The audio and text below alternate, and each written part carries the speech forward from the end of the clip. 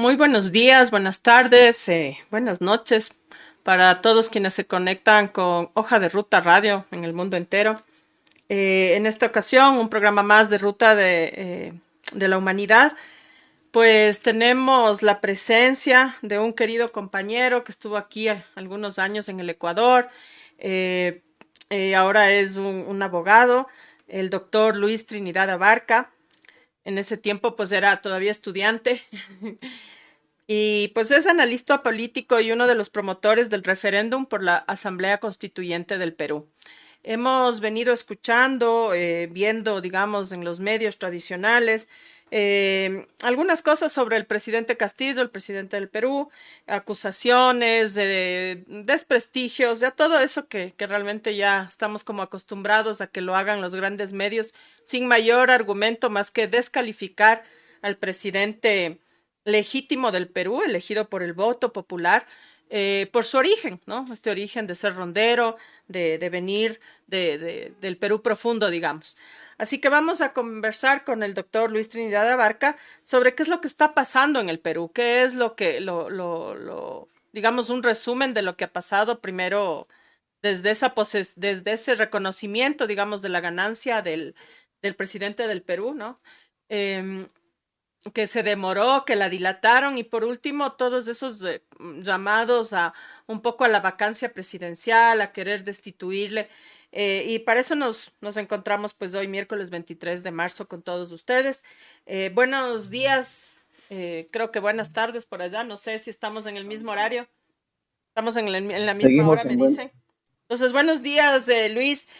Cuéntanos, yo quisiera que empecemos más bien con un recuento tuyo de cómo ha sido un poco el proceso desde esa dilación, digamos, o demora de reconocer la ganancia del presidente Castillo. Bueno, en primer lugar, agradecerte por la invitación, Paulina. Un saludo fraternal, solidario con todos los pueblos de América Latina, pero sobre todo un cariño muy extenso que le tengo al pueblo hermano de Ecuador. Efectivamente, el tema de la vacancia del presidente Pedro Castillo se viene manejando por los grupos de derecha que están en el Congreso de la República, por el poder económico, por cierto poder económico empresarial que está respaldando este tema tan ilegítimo, y además pues no de los tentáculos que tiene grupos de fascistas de ultraderecha que están pidiendo a gritos que se lo saque a Pedro Castillo a través de esta mal llamada incapacidad moral, así corran sangre, como dijo uno de los voceros de Renovación Popular, que es un partido político que está dentro del poder. Esto se viene manejando desde que se triunfó en segunda vuelta, ¿no? Jamás no van a perdonar ni el fujimorismo, ni los demás grupos de derecha. Un profesor, como tú muy bien lo dijiste, un rondero, un campesino, un maestro, agricultor, sea presidente de la República.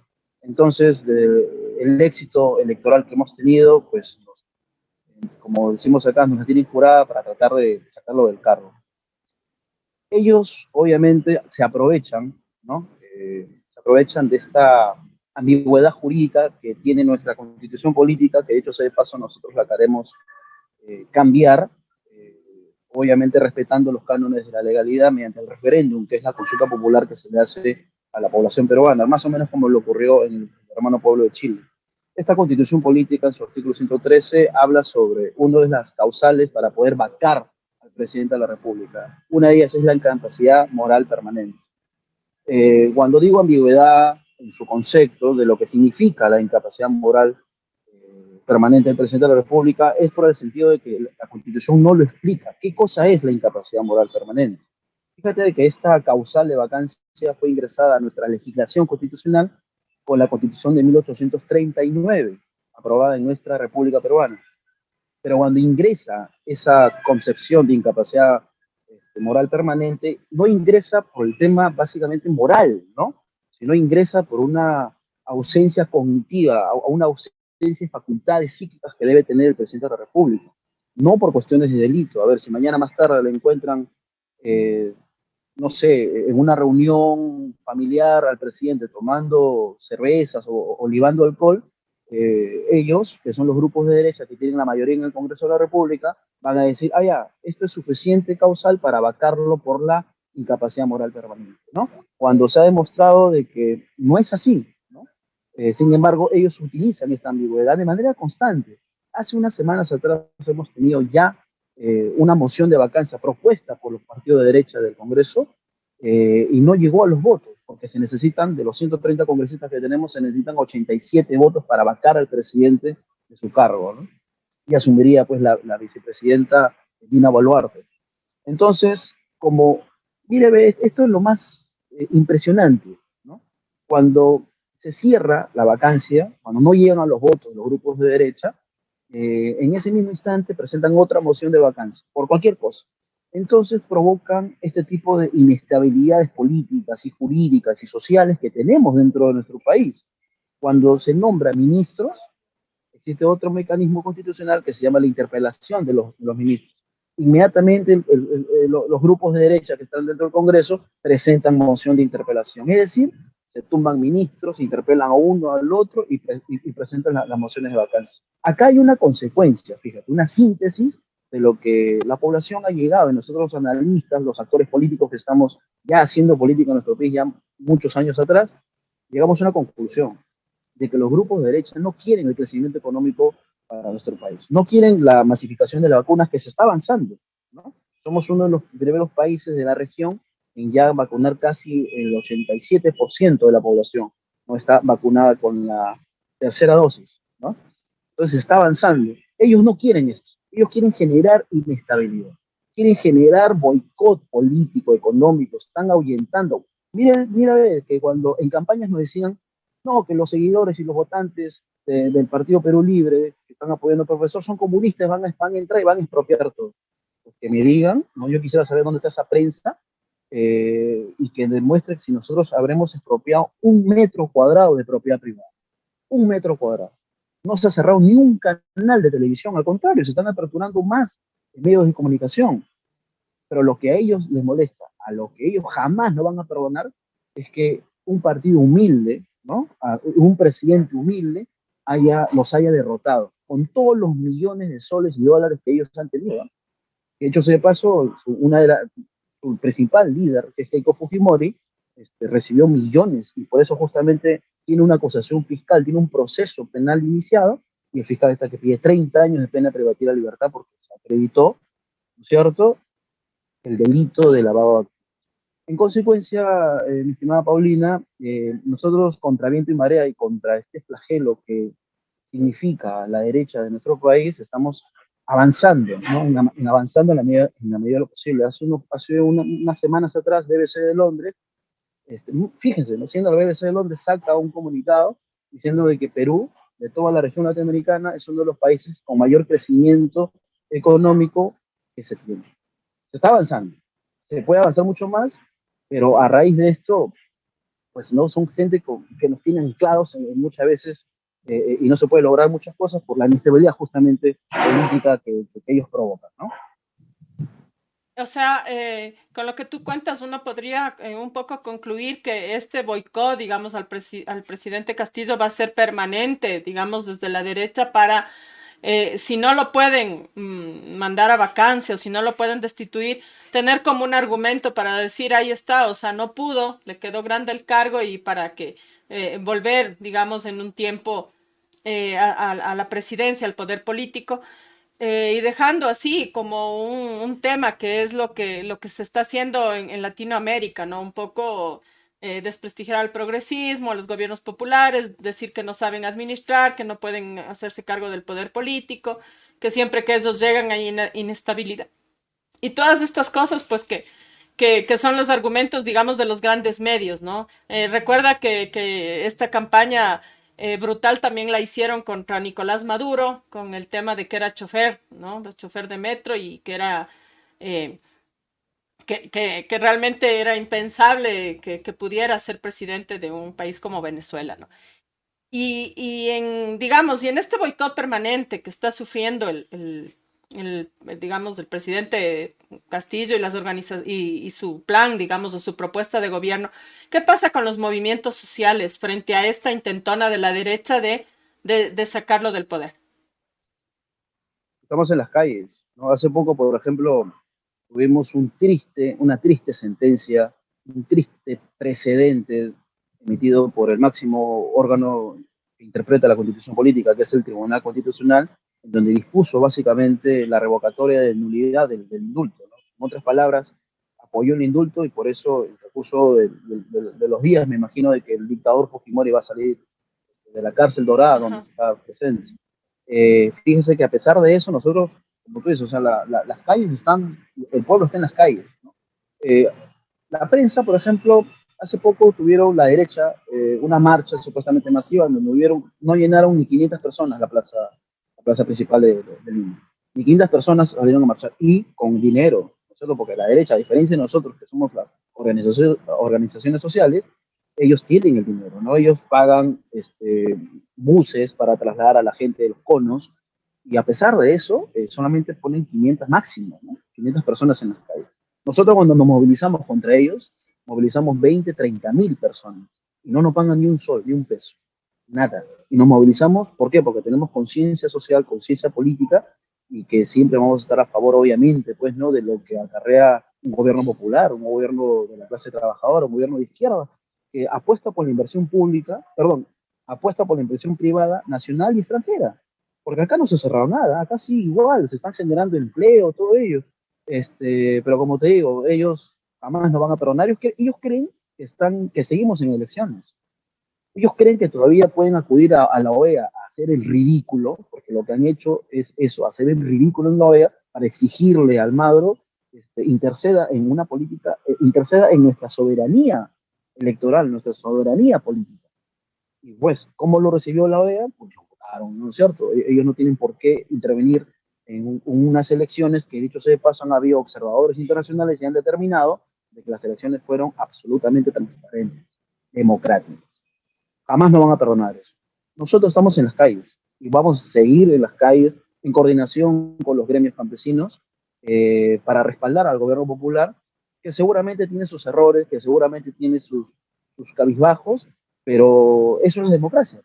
No hay gobierno perfecto, no hay gobierno que uno tiene que empujar el barco, empujar el carro para seguir, o por lo menos cumplir el proyecto inicial que por lo que fue elegido el presidente Pedro Castillo. Entonces, esa es la tarea que tenemos nosotros, los actores políticos, los movimientos sociales y estudiantiles. Y otra cosa, vamos a terminar. En todos estos 7 meses que tiene el gobierno del presidente Pedro Castillo, si bien es cierto, han habido normalmente, ¿no? Que hay movilizaciones a veces en contra del presidente, pero siempre se han generado mesas de trabajo, mesas de diálogo, y jamás ha habido un muerto. Durante los 7 meses no hay ningún muerto. Hay que recordarles a esos grupos de derecha qué pasó con las comunidades indígenas, ¿no es cierto? El gobierno de Alan García, el presidente que se suicidó. ¿Cuántos indígenas fueron asesinados? Y no hay ningún preso hasta ahorita. Es un crimen, ¿no es cierto?, que no ha generado ningún preso, ningún condenado, ningún investigado. Hay que recordar el gobierno de Ollanta Humala, inclusive, ¿no? También hay muertos, el gobierno de Alejandro Toledo, de PPK. Nosotros no. Nosotros, cuando hay una movilización en contra, que es natural, obviamente, se generan mesas de trabajo, mesas de diálogo, para conversar con quién, con la gente y llegar a un acuerdo. Se están generando reformas. El tema, por ejemplo, de la segunda reforma agraria, que no significa que se va a expropiar ningún metro cuadrado de los empresarios, ¿no? No, significa la tecnificación de las comunidades indígenas, de la maquinaria que ellos necesitan, ¿no es cierto? Eso significa la segunda reforma agraria. Y la prensa no saca ni un ápice de eso, de lo que se está generando. Se está generando inversión dentro del oriente del país, dentro de las comunidades campesinas del país. Y eso no saca nada, pero se está invirtiendo. Y esto que tú cuentas, sí, a mí también se me había pasado, pero quería preguntarte el tema de Fujimori. ¿Realmente va a salir Fujimori o hay alguna, o se están haciendo algunas acciones para impedir la salida de esta prisión dorada del dictador, del ex dictador? Yo ahí quiero, yo ahí quiero hacer una precisión, ¿no? O sea, hay una confusión, no sé si agrede o por desconocimiento de la norma de colegas, ¿no? Que tenemos acá en nuestro país, eh, en donde le exigen al presidente de la República que anule la sentencia del Tribunal Constitucional. Y este era el debate, ¿no? El presidente, de acuerdo a la Constitución, no puede desconocer una sentencia emitida por un órgano que es constitucionalmente autónomo, como lo es el Tribunal Constitucional. Pero Castillo no puede salir mañana y decir, yo desconozco eso, anulo dicha sentencia. No puede. Hay mecanismos legales. Porque supongamos que lo haga, con la buena intención que pueda tener, en fin, al día siguiente lo vacan. O sea, ese es suficiente motivo para presentar la moción de vacancia y te aseguro que lo vacan, ¿no? Entonces, hay cánones, ¿no? Hay procedimientos legales preestablecidos. Lo que corresponde aquí, entiendo yo, de que el Tribunal Constitucional aún no levanta, no sube la sentencia que dispuso pues, prácticamente la liberación de Alberto Fujimori. Cuando lo hagan, entonces el Poder Ejecutivo, que es el gobierno, va a presentar una demanda a la CID, que es la Corte Interamericana de Derechos Humanos, para que se vuelva a pronunciar. Que dicho sea de paso, la CID ya se pronunció anteriormente sobre el mismo hecho, manifestando lo siguiente, ¿eh? De que no se puede generar indultos sobre delitos de lesa humanidad. No se puede. ¿Cierto? Entonces ya se pronunció. Ahora, ¿qué tiene que hacer? Volverse a pronunciar. Pero mientras tanto, mientras dure eso, procesalmente hablando, le correspondería al dictador que se disponga su liberación, ¿no? Lamentablemente, ¿no? Lamentablemente. Yo te aseguro de que cuando ocurra eso, miles de jóvenes vamos a volver a seguir a salir a las calles a protestar, porque fíjate cómo está compuesto el Tribunal Constitucional. Que hecho sea de paso, ya venció 2 años que tienen de más, ¿no? En sus cargos, porque sus cargos son máximo 5 años, y sin embargo tienen 7 años en el cargo, ¿no? ¿Quién elige el Tribunal Constitucional en nuestro país? El Congreso de la República. ¿El Congreso de la República tiene mayoría de derecho? Por supuesto. Con eso ya yo te dije cuál es su composición de los magistrados del TC. Ah, eso te iba a decir, o sea, yo creo que eso va a ser una cosa, un poco jugar con fuego, ¿no? Porque si la gente va a salirse, yo leía algo en redes sociales y decían si Fujimori pone un pie en la calle, se encenderá el Perú, ¿no? De alguna organización, de alguien que no recuerdo ahora, pero decía eso, ¿no? Se encenderá el Perú, porque ha sido más que evidente todo lo que fue su presidencia, digamos, entre comillas, pero además todo lo que ha hecho este clan Fujimori, ¿no? O sea, la hija y el hijo, lo que siguen haciendo, digamos, atentando contra el pueblo peruano, contra las instituciones, contra o sea, esta especie de mafia, ¿no? Que en la que se han convertido, comprando votos y haciendo y deshaciendo, digamos, en perjuicio del pueblo peruano. Luis, y de darse, digamos, ¿tú crees que realmente hay la posibilidad de que se dé una vacancia para el presidente Castillo? Eh, ¿Tendrían ellos algún momento ese argumento o también, digamos, desde el ejecutivo, los asesores, los movimientos, ¿no es cierto? También tienen una estrategia para estar enfrentando esta intentona permanente de destituir al presidente Castillo. Yo espero que no, ¿no? Yo espero que no se logre por el bien de la gobernabilidad, por el bien de nuestra democracia, aún débil democracia, pero democracia al fin que nos costó tanto recuperar a raíz de la caída de la dictadura de Mori Montesinos. Espero que jamás se logre, ¿no? Pero lo que sí estoy seguro de que el objetivo de los grupos de derecha es eso, inventarse cualquier cosa para vacarlo, ¿no? Eh, Lamentablemente, ese es el escenario político que tenemos incierto. Yo observo cierta incertidumbre de lo que podría pasar más adelante, ¿no? Porque como te digo, el presidente Castillo hace algo que no les gusta, o ellos negocian dentro de sus bancadas y logran los 87 votos para vacarlo, pues lo vacan, ¿no? Lo vacan. El Ejecutivo puede presentar una demanda de inconstitucionalidad de esta vacancia, pues hasta que el Tribunal Constitucional, que está conformado por los amigos de la derecha, se resuelva, pues va a asumir pues Dina Boluarte, que es la vicepresidenta de la República, ¿no? Pero atisbo jurídico, este candado jurídico que tenemos es a raíz de la constitución política actual que nos viene rigiendo, ¿no? Entonces, yo creo que una de las soluciones para continuar con esta democracia es que se someta a referéndum el cambio constitucional y que una vez instalada la Asamblea Constituyente se disponga la creación de una nueva constitución política.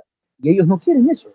Pero si tú ves las cifras, las encuestas, En nuestro país, el 80% de la población peruana está apostando por el cambio constitucional. ¿Por qué no, por qué le tenemos miedo? ¿O por qué los grupos de derecha le tienen miedo al referéndum?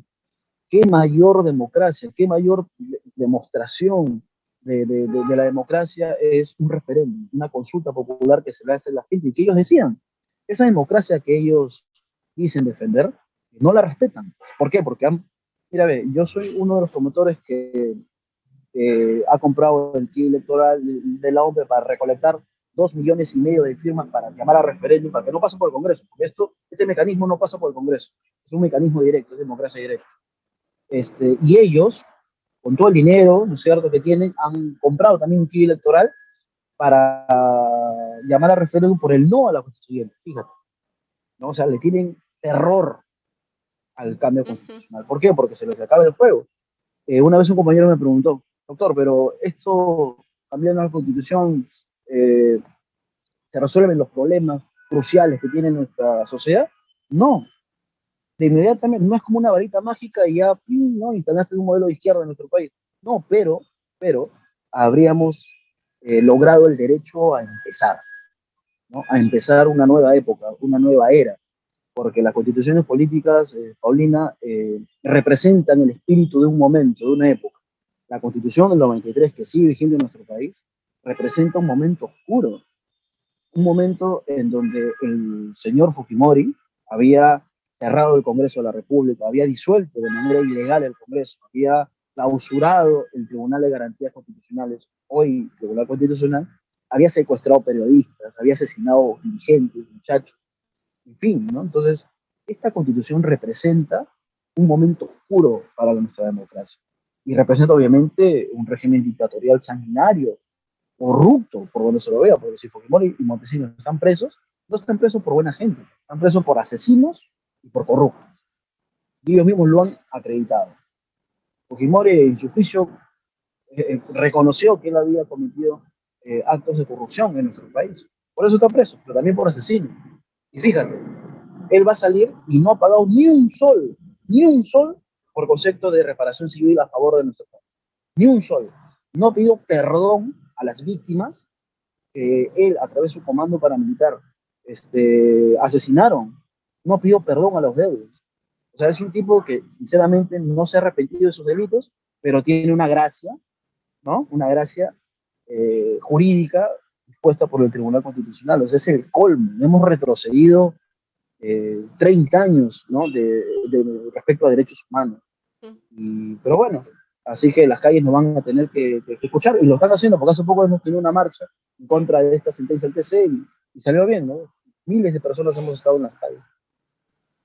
Sí, y como tú dices también, esa, digamos, esa marcha creo que solo la pasó Telesur y los compañeros en las redes sociales, porque en los otros medios era casi silente, era solo la noticia de que iba a ser liberado, pero no se habló, no, nunca mencionaron siquiera, ¿no? O en alguna mención así chiquitita, como algo así como que algunas manifestaciones de inconformes, ¿no? Porque nunca pusieron ni la cantidad ni nada. Sin embargo, las de ellos siempre son masivas, ¿no? Son multitudinarias cuando en realidad es como tú dices, o sea, son buses donde se recoge a la gente pagándoles para que medio se movilicen a respaldar una cosa que no tiene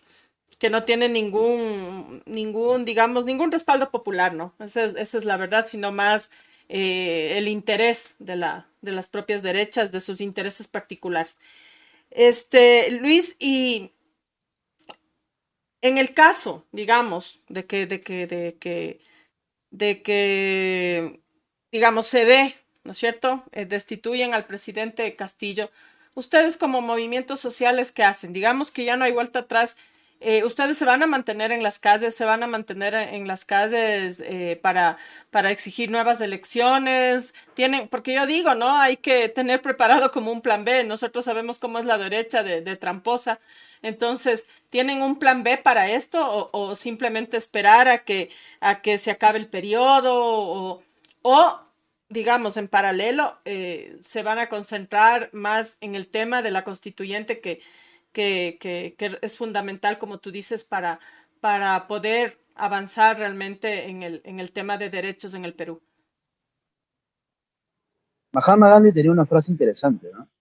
Él decía que cuando una ley es injusta, lo correcto es desobedecerla.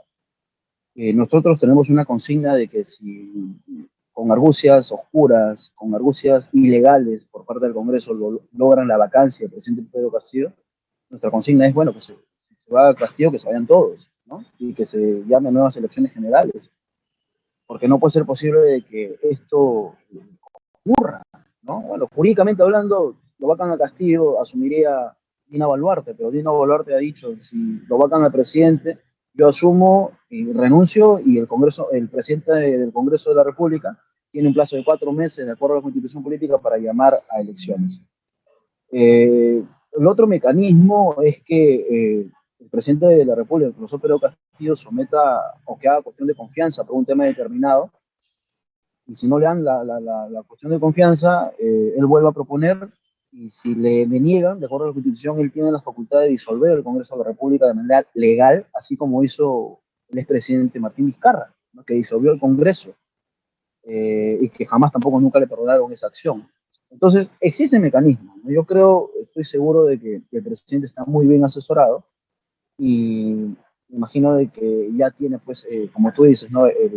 La carta sobre la manga, ¿no? O sea, tiene un as ahí, porque no se puede permitir con tanto trabajo que se ha hecho, tantos años, Paulina, porque no solamente Pedro Castillo no representa las últimas elecciones nada más, pero Castillo representa el descontento social acumulado durante décadas, ¿no? O sea, nosotros hemos trabajado años a raíz de la caída de la dictadura para tener un gobierno de izquierda, ¿no? Un gobierno popular, un gobierno que por fin escuche, pues, ¿no? A la clase trabajadora, a los campesinos, a los indígenas, para que vengan unas artes sinvergüenzas y con sus ilegalidades o con sus argucias, legalidades jurídicas, lo vaquen de la noche a la mañana a un presidente que con sus defectos, con sus cualidades y virtudes que tenga, pues es presidente de nuestra república, ¿no? Y merece, pues, nuestro respeto, merece nuestro apoyo, nuestro respaldo, porque no solamente el apostar por la gobernabilidad no quiere decir que vamos a apoyar al Pedro Castillo, nada más.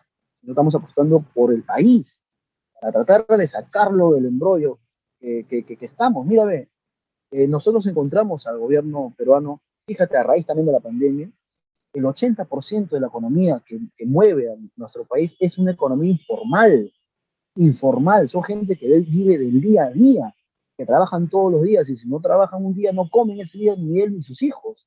Entonces, tenemos este escenario político que de una u otra forma estamos tratando de rescatar y de construir la patria que nosotros queremos. Y no puede ser posible que estos sinvergüenzas, como lo dije, se tumben un gobierno legítimamente elegido, ¿no? Como ese gobierno de Pedro Castillo. Y si ocurre eso, nosotros vamos a estar en las calles, que no les quede duda, ¿no? Como siempre lo hemos demostrado. Y nos hemos ganado juicios de por medio, de hecho, sea de paso, ¿no? Hace poco, por ejemplo, al compañero dirigente político de nuestra organización, que entró al Congreso de la República con el presidente Pedro Castillo, iniciaron un proceso penal por el delito de terrorismo que fue 2 veces absuelto. 2 veces absuelto, fíjense.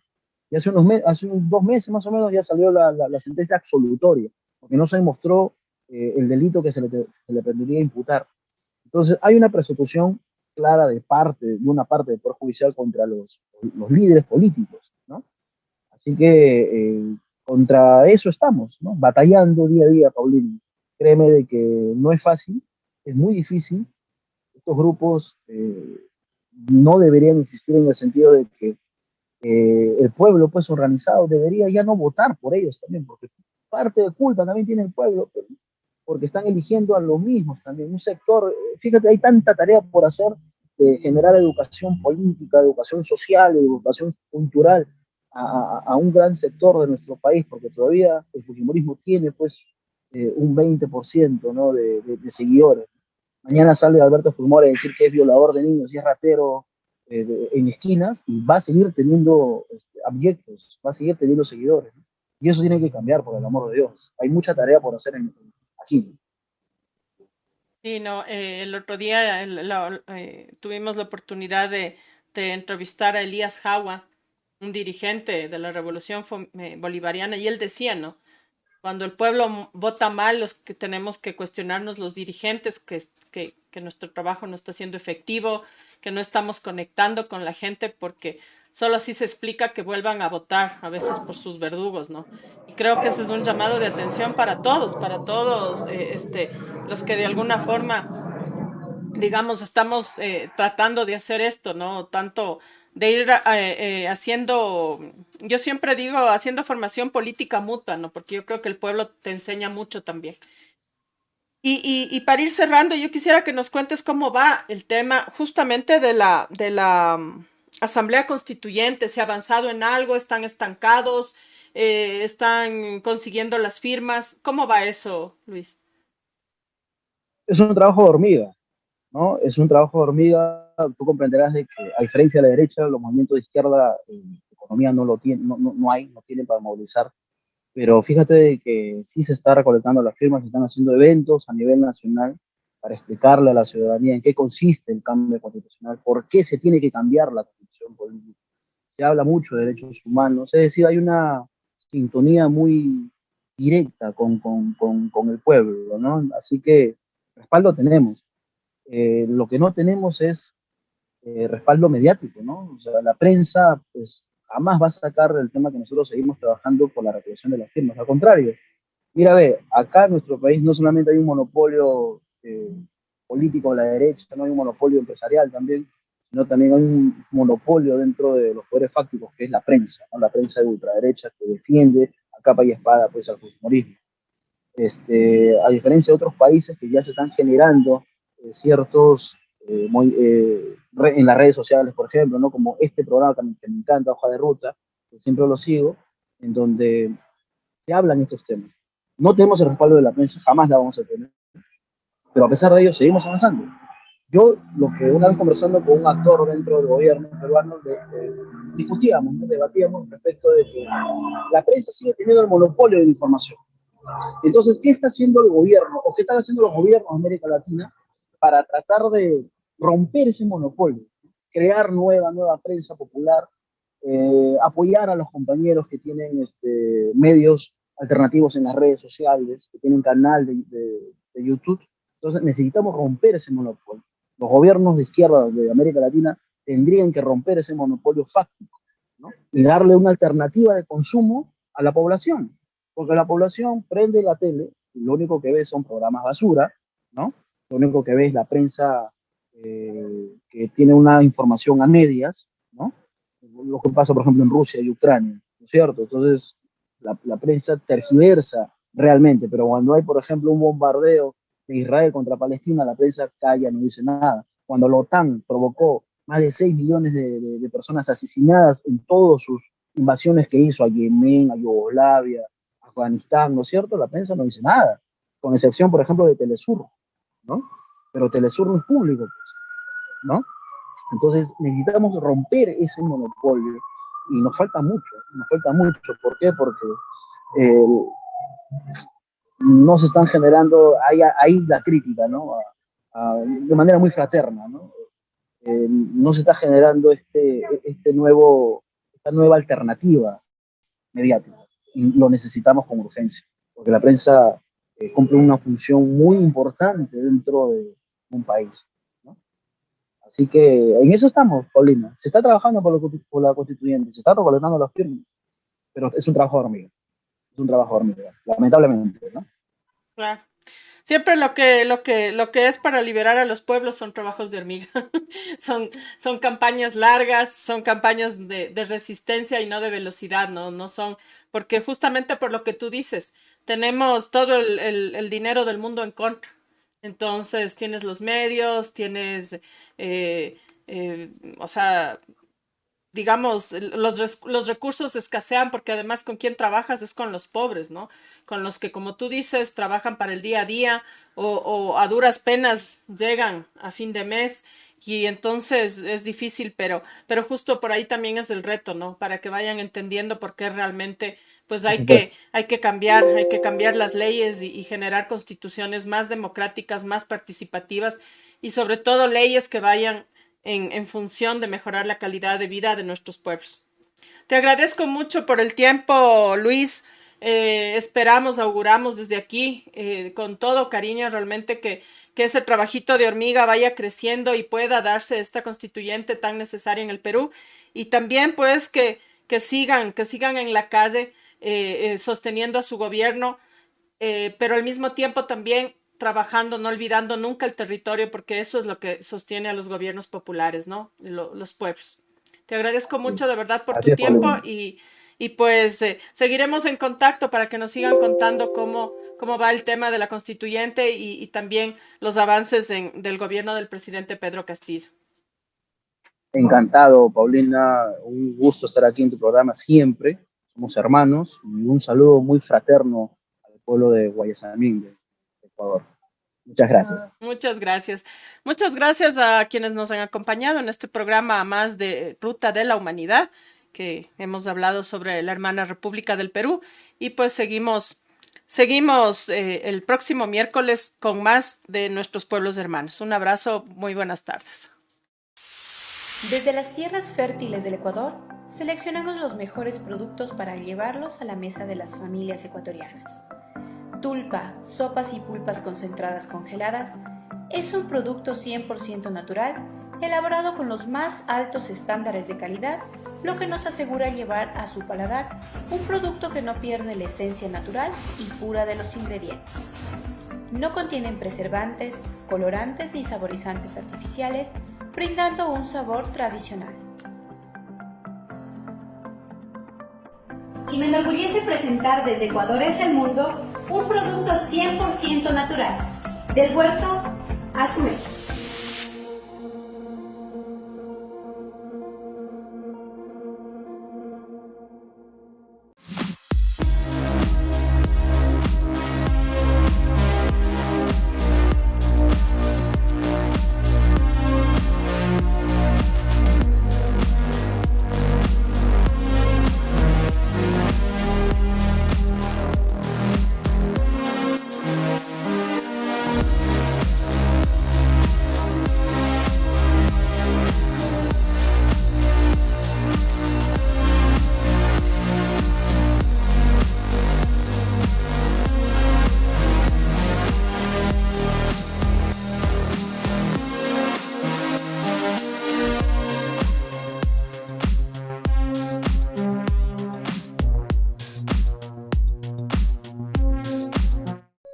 Desde los Andes ecuatorianos, en las mágicas colinas aledañas al río Intag, provincia de Imbabura, nace un café, cultivado con amor por valientes mujeres a las que pertenece la marca Francesca. Cada grano se escoge con cuidado para que cada taza de café sea una experiencia única. Francesca te inspira. Francesca te apasiona. Francesca te enamora. En cada sorbo, descubre lo mejor de ti.